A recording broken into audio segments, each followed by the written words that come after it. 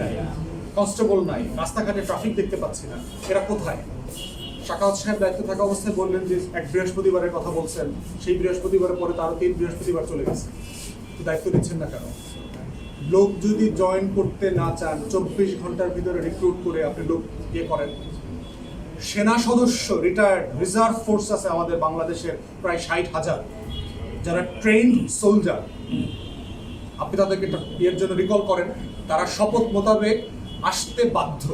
রাষ্ট্রের দায়িত্বে শপথ আছে সেনা সদস্যদের, তাদেরকে আপনি থানায় রিকল করেন, রিকল করে প্রত্যেকটা থানায় ডেপ্লয় করে দেন। আমাদের বিএনসিসি আছে, স্কাউটের ভলান্টিয়ার্স আছে সারা বাংলাদেশে লক্ষ লক্ষ, তাদেরকে রিকল করেন, রাস্তায় নামায় দেন। রাজনৈতিক দলকে বলেন ভলান্টিয়ার প্রোভাইড করবার জন্য, তারা রাষ্ট্রের জন্য। আমরা তো রাস্তায় নেমেছি, আমাদের ছেলেমেয়েরা তো ট্রাফিক কন্ট্রোল করেছে, তাদেরকে করতে দেন। কিন্তু আপনি দায়িত্ব নিচ্ছেন না, ম্যানেজ করতে পারছেন না, বিকল্প সরবরাহ করছেন না, দেশের মানুষকে একটা অন্ধকারে রেখে দিয়েছেন। এই ধরনের উদ্ভট, অপদার্থ, অযোগ্য উপদেষ্টা দিয়ে আমরা কি করব? এই ধরনের উপদেষ্টা হয়তো অন্তর্বর্তীকালীন সরকারকে ডুবাই দেবে, এবং তার কোনো ভিশন দেখতে পাচ্ছি না সে কি করবে। আনসার বিদ্রোহরা দেখেন কিরকম ম্যাল হ্যান্ডেল করেছে, সে হ্যান্ডেল করতে পারেনি। এই জন্য আমরা মনে করছি যে সব জায়গাতে সিরিয়াস অ্যাডমিনিস্ট্রেটিভ ঘাটতি আমরা চোখে পড়ছি। অন্তর্বর্তীকালীন সরকার সফল করতে হবে, এটা আমাদের দায়, আমাদের শহীদদের রক্তের দায়। তারা সংস্কার, নতুন বাংলাদেশ গড়তে চেয়েছে। প্রত্যেকটা উপদেষ্টাকে মাথায় রাখতে হবে। চুপ্পুর কাছ থেকে শপথ নিয়েছেন মানে এটা না চুপ্পুর কাছে আপনার কোনো দায় আছে। আপনার দায় হচ্ছে হাজার হাজার শহীদের রক্তের কাছে দায়। প্রত্যেক দিন মনে রাখবেন, চুপ্পু আপনার কাছে অ্যাকাউন্টেবল না, আপনিও চুপ্পুর কাছে অ্যাকাউন্টেবল না। আপনার অ্যাকাউন্টেবিলিটি হচ্ছে বাংলাদেশের মানুষের কাছে, রাস্তায়, রাজপথে, লক্ষ লক্ষ তরুণের কাছে যারা আহত হয়েছে, নিহত হয়েছে। তাই সিরিয়াসলি এগুলো হ্যান্ডেল করেন, প্রশাসনে শৃঙ্খলা ফেরায় নিয়ে আসেন।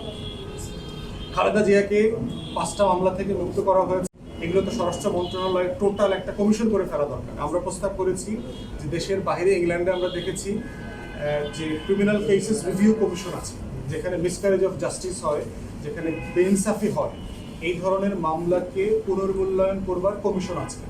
এই যে আমরা 1,32,000 মামলার কথা বলছি, সেই মামলাগুলোকে একটা কমিশনে পাঠায় রিভিউ করানো দরকার। কারণ এর ভিতরে অনেক খারাপ আসামিও কিন্তু আছে। কারণ গাড়ি তো জ্বলছে, বাসে তো আগুন কেউ না কেউ লাগাইছিল, হয়তো সবাই আসামি না, মির্জা ফখরুল আগুন লাগায়নি, অন্য কেউ লাগাইছে, আওয়ামী লীগের লোকটা লাগাইছে, যুবদলের লোক লাগাইছে, অথবা যুবদল সাইজা ছাত্রলীগের কর্মী আসছে, কেউ তো গাড়িতে আগুন লাগাইছে, তার তো বিচার দিতে হবে। কিন্তু আপনি জাতীয় নেতৃবৃন্দকে যেভাবে হেনস্থা করছেন সেগুলো রিভিউ করতে হবে, একটু প্রসেসের ভিতর থেকে করতে হবে। না হলে যেটা হবে যে আওয়ামী লীগ কিন্তু পুনর্বাসিত হয়ে যাবে বিভিন্ন ফর্মে। যারা স্যাবোটাজ করছে আওয়ামী লীগের, ছাত্রলীগের, যুবলীগের, স্বেচ্ছাসেবক লোকের, এই মানুষগুলো এই ফাঁক থেকে বের হয়ে যাবে। এই জন্য আমরা চাই একটা প্রসেসের ভিতর থেকে এই মামলাগুলো রিভিউ হোক, কমিশনের মাধ্যমে এটা হোক, এবং মিথ্যা মামলা যেন পুলিশ আর না করে, এই জায়গাতে একটা আইনি মেশার নেওয়া দরকার। এই যে লক্ষ লক্ষ মিথ্যা মামলা করেছে, পুলিশকে রিফর্ম করা দরকার, এই জায়গাগুলোতে তাদের দায়িত্ব না নেয়। তাই আমরা খালেদা জিয়ার মামলা প্রত্যাহারকে স্বাগত জানাচ্ছি, এবং এটা কন্টিনিউ করে যত মিথ্যা মামলা আছে সেগুলো কমিশনের মাধ্যমে রিজলভ করা হোক। সংবিধানের সংকটের ব্যাপারে যেটা আছে